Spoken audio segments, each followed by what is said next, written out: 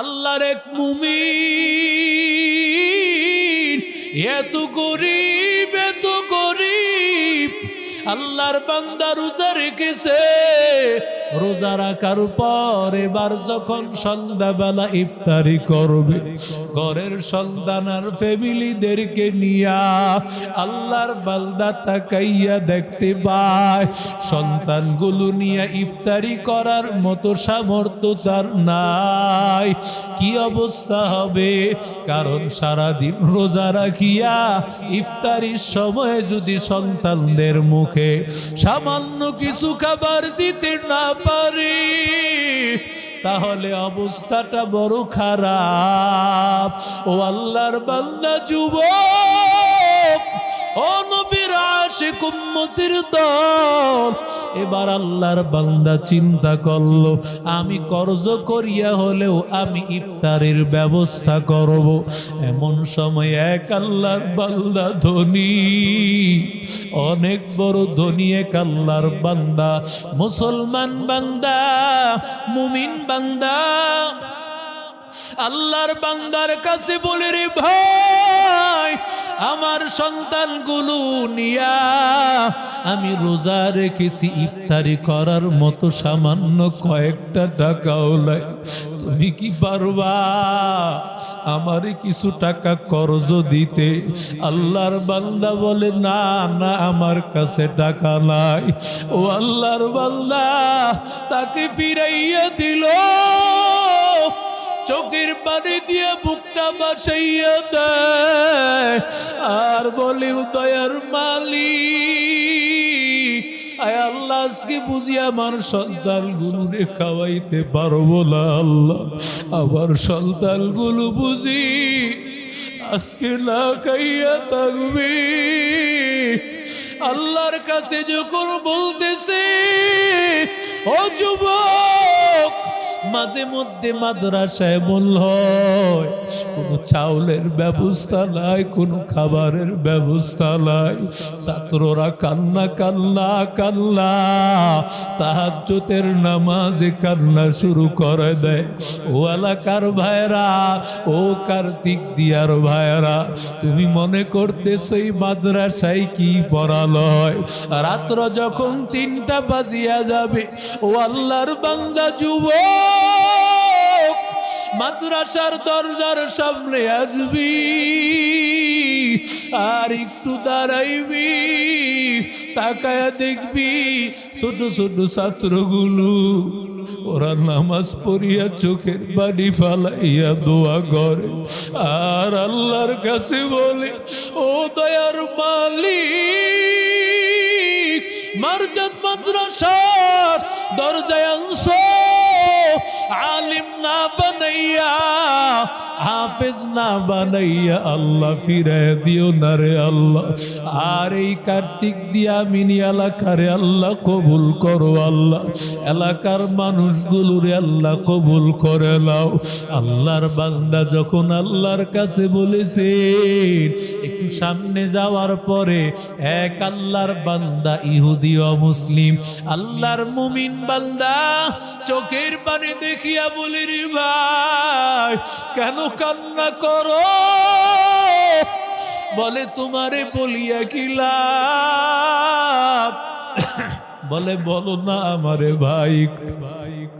বলে, আমি সারা দিন রোজা রেখেছি, আমার ছোট্ট ছোট্ট কয়েকটা বাচ্চা নিয়ে ইফতারি করব, ইফতারি করার মতো টাকা নাই।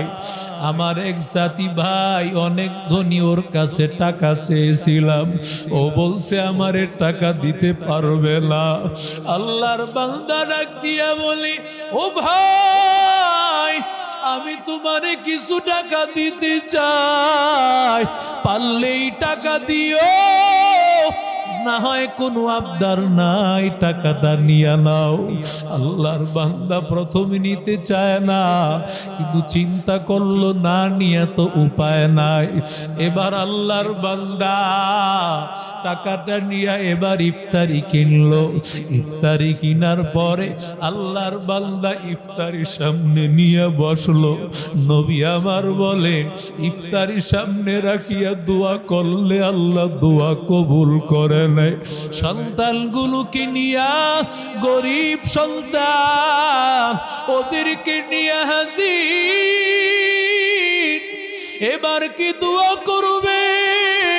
যদি মুসলমান হইতো ওর জন্য জান্নাতের দোয়া করত, কিন্তু বান্দা তো মুসলমান না, ওর জন্য কি দোয়া করবে? হাত তুলিয়া বলে, রে আল্লাহ, তোমার যেই বান্দা আয় আল্লাহ আমারে সহযোগিতা করেছে, আল্লাহ আয় আল্লাহ তুমি তাকে হেদায়েতটা গলায় পরায়া দিও। এরে নবীর আশিক উম্মতের দল, ও যুবক, রাতের বেলায় যখন ওই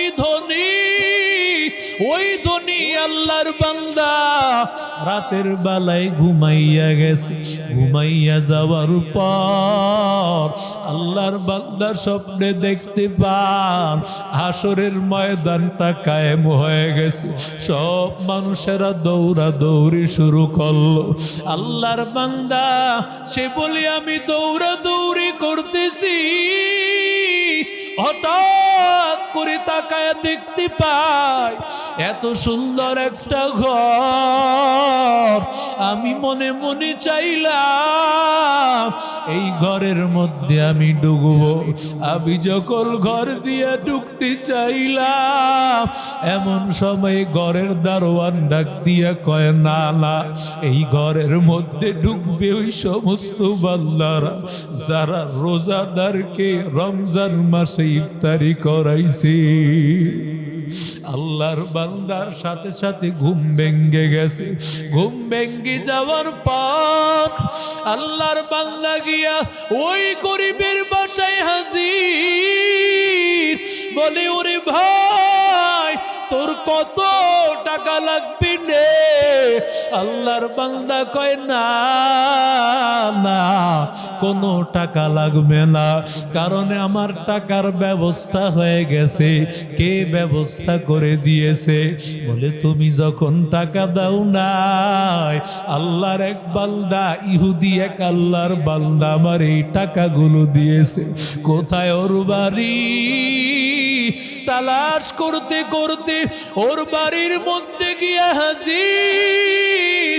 আর ডাক দিয়া বলে, ও ইহুদি ভাই, কত টাকা লাগবে নে?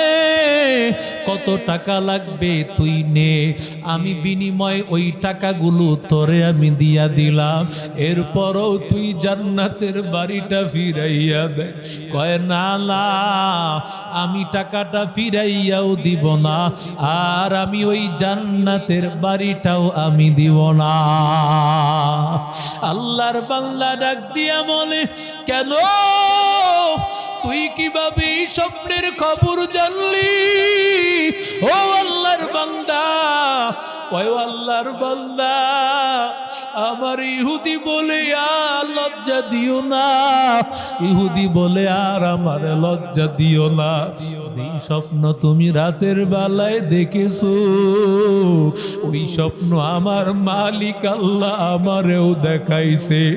রাতের বেলায় আমি যখন ঘুমাইছি, রাতের বেলায় ঘুমানোর পর রহমাতুল লিল আলামিন আসিয়া আমারে ডাক দিলেন। আর আল্লাহর নবী ডাক দিয়া বলেন, আমার এতিম উম্মত, আমার গরিব উম্মতকে সহযোগিতা করেছো, আমি আল্লাহ তাআলার পক্ষ থেকে আমি রহমাতুল লিল আলামিন তোমার জন্য হেদায়েতের মালা গলায় পরায় দিলাম। ও আল্লাহর বান্দারা, ও যুবক, ওই যে কিফিল যখন আল্লাহর বান্দার সাথে যখন তার সাথে সহবাসী মিলনে লিপ্ত হয়ে যাবে, ও আল্লাহর বান্দা যখন নির্দিষ্ট দিনে তার বাড়িতে হাজির হয়ে গেল, যখন তার সাথে মেলামেশায় লিপ্ত হবে, ঠিক ওই মুহূর্তে ঘরে যাওয়ার পরে তাকায়া দেখে মেয়েটা অন্যদিকে ফিরিয়া কান্না করতেছে। কিফিল ডাক দিয়া বলে, রে বোন, তুমি কেন কান্না করতেছো? তোমারে কি আমি জোর করেছি? মেয়েটা ডাক দিয়ে বলে, না না। বলে, তুমি কেন কান্না করতেছো? এর আগে তুমি কখনো করেছো নাকি? বলে, না। তাহলে কেন রাজি হইলা? বলে, আমি রাজি হইছি, আমার রাস্তা আর খোলা নাই, আমার রাস্তা আর খোলা নাই। কখনো আমি আমার এই সতীত্বকে নষ্ট করি নাই।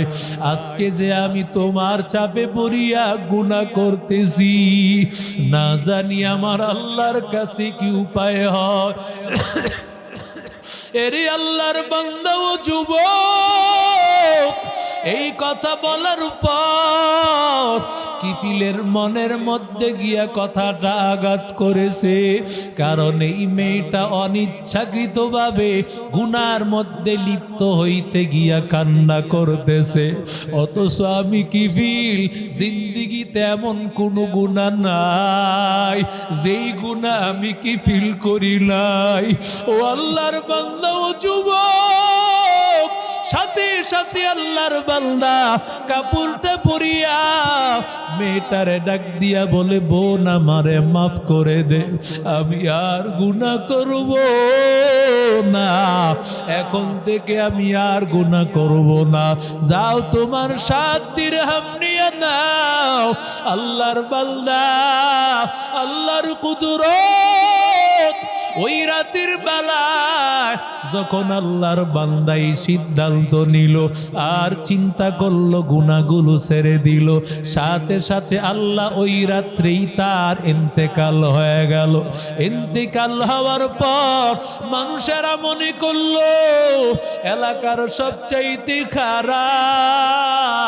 খারাপ মানুষটা মারা গিয়েছে।